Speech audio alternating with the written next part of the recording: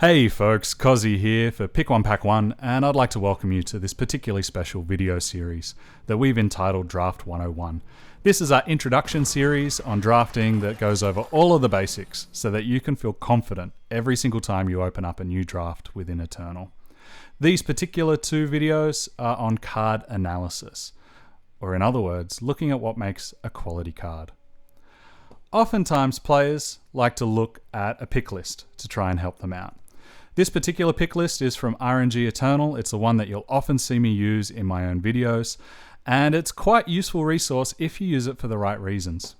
What you'll find is you have a quick overview of the game scale as they analyze each cards, with things like the S tier being the biggest, baddest cards you can have, whilst the F tier are chaff. And then underneath you've got every single card that you could possibly draft listed out according to the perceived power according to this particular website.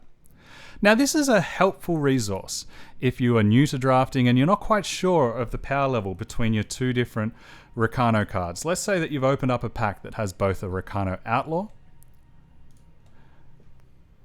and also a Recano Stranger. And you're new, they're both 2/2s, you don't really know what the abilities do, and you see that one's a C+ and the other one's down as an A, and so it helps you pick one over the other. And it's great for that purpose for the first couple of picks, although granted, when you get later on into your draft, this particular list gets not quite as useful, because there are some cards that are very powerful in certain circumstances that you would never want to pick for your first pick of your first pack. The other catch with using a list like this is it doesn't explain why Cerso the Great Glutton is such a good card, and indeed why Pally Oathbook isn't a good card either. And so if you're a little bit uncertain, personally I think this should be a little bit lower, you don't have the reasons to try and engage with and make your own argument. And so by just having a tier, it doesn't help you improve. Or if you think a card's great and you all of a sudden go, what? Cloud of Ash is a D? What's going on here? You don't have their analysis to help you understand what's going on. So this video is hopefully going to give you a bit more information, a bit more meat on the bones to help you out with this. Starting off, I'd like to introduce you to what I call the 3 philosophical pillars of quality.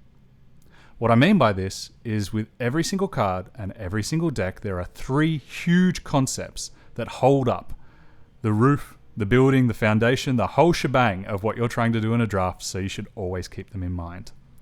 The first of which is value. We're going to be value fiends every time we draft. If you think about it, if you start off with an opening hand of 8 and the game goes for another 8 turns, out of your 45 cards in your deck, you've seen a grand total of 16. And if 2 of those are bad cards or cards that become redundant later on, then you've effectively allowed your opponent to draw 2 extra cards. And here's a little secret. Whoever gets the most value out of their power and the most value out of their cards is generally the player who wins. So we always want to be looking out for opportunities to maximize value as much as possible. We want to be trying to take 2 cards of my opponent's for 1 card of mine and laughing all the way to the bank. We want to be trying to make cards so tough that my opponent can no longer attack at all with their cards. Or we want to be using combat tricks in such a sneaky way that we can make sure we can get up extra cards, or indeed just draw as many cards as possible whilst not dying.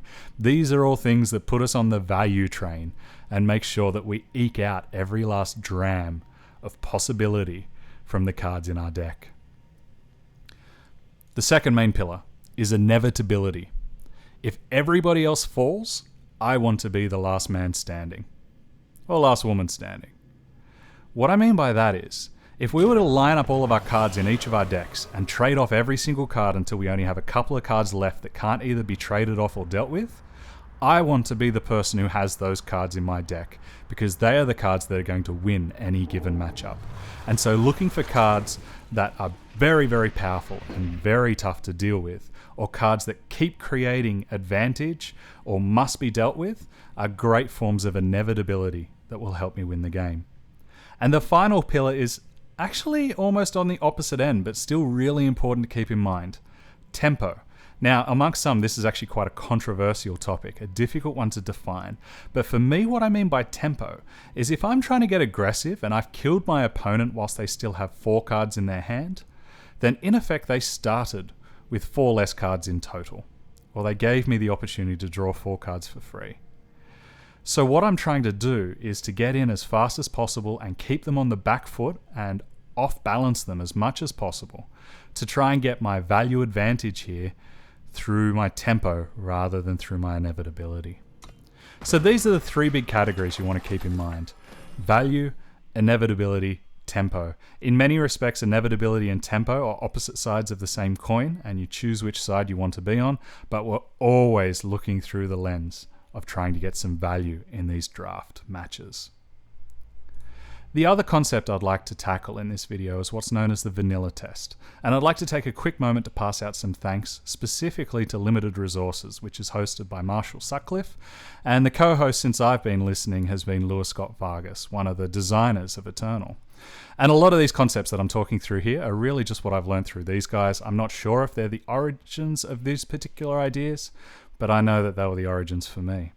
Now, what the vanilla test is it harks back to the original days of Magic the Gathering, where we used to have cards that had no text on them, they had a cost and a power and toughness, and we learned that they were the benchmark. Anything that was above it was great, anything below it was definitely terrible unless it had an ability to make up for it, and anything that was at this benchmark, this vanilla test, was worth considering. It wasn't necessarily an auto-include, but it was there or thereabouts. And so it was starting off with the humble 1-cost 1/1. Now, this is probably the trickiest one to start on because it's probably the one that has the biggest asterisks attached. 1-cost cards get outvalued very quickly in any game of Limited, and so you really need to have a plan with them to want to include them because they cost you a card in your deck. But that being said, if you are in the market for 1-drops, then you probably, at a minimum, want it to be a 1/1 to pass this particular vanilla test. Next up, we have probably the most famous vanilla card, the Bear. Alright, it's a stranger, Kozzi. What are you talking about? Well, in Magic, the 1 and a green 2/2 used to be known as a grizzly bear, or bears for short. And so in Magic history, 2-cost 2/2s have been known as bears ever since. And the bears live on in Eternal. If you were to ever open up your collection and go to 2-costing creatures, you'll find that most of them are bears. And every single one of the strangers fulfill this criterion. So if you have a 2-drop and it's slightly stronger, you're probably in good territory. If it has stats less than a 2/2, then you really want to be reading the text box to see what you can get to make up for that power loss. You'll notice a trend. 3-cost 3/3. Now, yes, this particular card, much more powerful than a 3/3, but that's because every single card in Eternal bar a handful have words on the text, and so I just wanted to find one from a different color. But if you were to imagine that it has a blank text box, then a 3-cost 3/3 is the benchmark for where we're at. And you'll notice the increase. 1 for 1/1, 2 for 2/2, 3 for 3/3. This is basically, we're expecting +1/+1 for each extra 1 cost to hit our vanilla test. That is until we hit the threshold of about a 4-cost, because this is where they start to get very powerful indeed. And so I'd argue that a vanilla test that's fair is probably about a 4 for a 4/3. Yeah, you'll get some that are more powerful, and yes, you'll definitely get some that don't have the same stats. And this is where they definitely start to mess around with the stats. You might have a 1/5 or a 2/5 or something like that, which will make you have to wonder whether you'll prefer to have the power or the health. But this is your general benchmark. The back alley bouncer, he's often one of the very last cards I'll keep in my deck because he just hits that threshold for me to be not so much happy, but I'll let him in. You know, he just gets in. He's the last one. And then finally we have the 5-cost 5/4. Now I know, Twin Brood Sauropod, amazing card. One of my favorites in Limited. That's because it has a very special word of Echo. But if you take away the word and you have a 5-cost 5/4, that's your benchmark. And so anything that goes above, you're pretty happy with. Below, you're looking at the extra test. And so that's the vanilla test. It's a really simple concept. And once you get these numbers down pat in your head, it allows you to very quickly look at a pack of cards, at least for your creatures, and know whether they're even worth contemplating. Or you know whether you need to read the text on them very carefully to see what else you get with them. Where's the value? What do I get besides just the stats?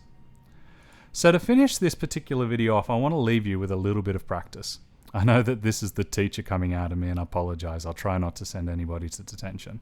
But we have a couple of cards here for you to take a look at, and then I'm going to go on to the next video where we're going to be looking at some slightly more complex concepts, including quadrant theory and cabs theory, and I'll also be going over these cards to give just an idea of where I stand on them, rather than just a letter on a random sheet of paper. So let's start off here with our 4-cost 2/2. So it's not a 4/3, that's a little bit worse. It is a rare, so generally there's probably either a big upside or a big downside associated, and for Marison's Disciple it's this. You can choose any. You can choose a 1/1 Scorpion, a 2/2 Locust, or a 3/3 Sandcrawler. Is that enough to help this card get over the vanilla test? And why? Or why not? Let's look at another 4-cost 2/2, Crownwatch Cavalry. This one has a really unusual ability. When you cast him, you can give another one of your units his strength and his health. So even though it's a 4-cost 2/2, there's 4-cost 4/4 going down on the table under certain circumstances, and there's also less under other circumstances. Does this pass the vanilla test for you? Let's go up the curve. A 5-cost 2/3 with two abilities that I normally like. Aegis means that it's hard to kill and flying means that it's evasive. Is that enough to compensate for this low power and toughness creature on the aerial ace? Or let's go really cheap. As I said, 1-drops are tough to put in your deck because often they'll get overwhelmed. Is this 2/1 enough with the Warcry ability? And if so, how good do you think it is? Finally, we're going to finish off on our classic, the Bear, or in this instance, the Lathryi Ranger. The Infiltrate ability means that when it gets in and does damage to a player, it gets +2/+2. Under what circumstances is this good? Under what circumstances does this vanilla test work for you? So there you have it. The vanilla test and the philosophical pillars. This is the beginnings of being able to assess your own cards. I've been Kozzi, drafting for Pick One, Pack One. Thank you for watching, and I look forward to seeing you in part 2 where we go over some more complex concepts. Have a good one.